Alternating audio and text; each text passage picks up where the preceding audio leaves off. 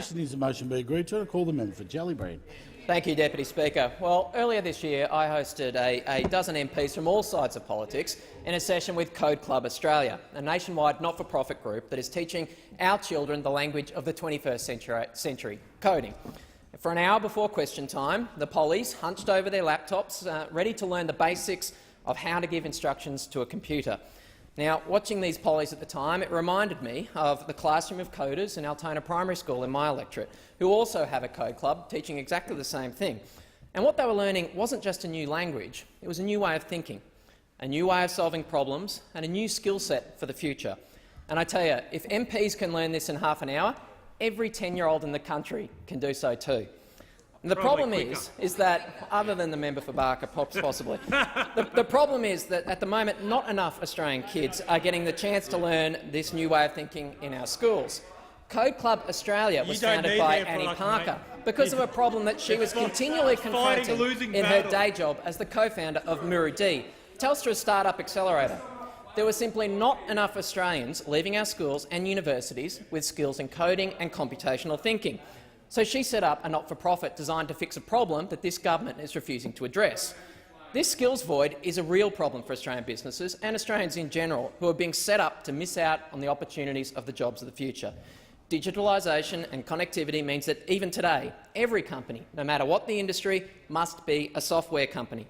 As many have noted, software is eating the world. And understanding the basics of how to problem-solve in this new world is crucial for everyone in the workforce, even if they never write a line of code themselves. The rest of the world is already getting this message. Over 12 European countries already have coding as part of their school curriculum, with another 7 countries, including Singapore and New Zealand, in the process of implementing it. To thrive in the modern economy, Australians need more than just to be passive users of technology. They need to understand how to use technology to innovate.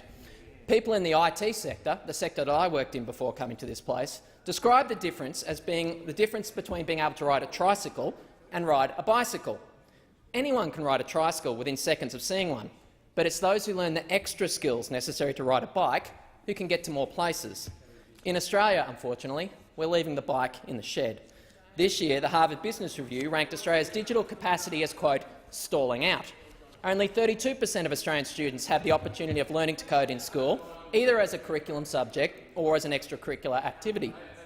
We're also falling behind in science, technology, engineering and mathematics, the STEM skills. From 1991 to 2007, the percentage of Australian students studying chemistry fell from 23.3% to 18%, and physics from 20.9% to 14.6%. The numbers of students studying tertiary ICT courses have plummeted, falling by 52% in the decade from 2003 to 2013. The percentage of students in tertiary mathematics degrees in Australia is just 0.5%, less than half of the OECD average. 75% of the fastest-growing jobs in Australia require STEM skills. We have to start making choices about the future of work in Australia, and we cannot ignore the writing on the wall. The writing on the wall that is telling us that at the moment we need a new approach to take a full advantage of the skills of the future. That is where Bill Shorten and Labor have articulated a clear plan, a vision for the future, not just as a luxury for those who can afford it as private extracurricular tutoring. Labor has committed to ensuring that coding is taught in both primary and secondary schools across the country. We're also committed to upskilling the primary and secondary school teachers and writing off the HECS debts of 100,000 STEM university graduates. That's right, not creating $100,000 degrees, but 100,000 STEM graduates. This stands in stark contrast to the Abbott government's attitude to the teaching of STEM in our schools and universities, which explicitly stated that ICT studies don't need to be taught in primary school and only need to be studied as an elective in secondary school. That was the Minister for Education's brilliance in appointing Kevin Donnelly to run an inquiry about the skills that our nation will need in the future. The reality is that if we're allowing kids to learn coding in secondary school, we've already missed the boat. David Cameron gets this. The Estonian government gets this. Why doesn't the Prime Minister and the Minister for Education? If we're serious about taking advantage of the digital revolution and preparing for the jobs of the future, we must act now. The lead times are long. In his budget and reply speech, the Leader of the Opposition said that, quote, a budget must match the priorities of the nation. Preparing Australia for the jobs of the future must be a national priority for all of us in this place.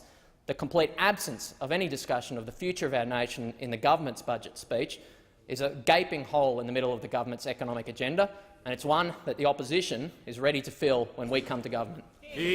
Thank the member for Jellybrand. The question is the motion be agreed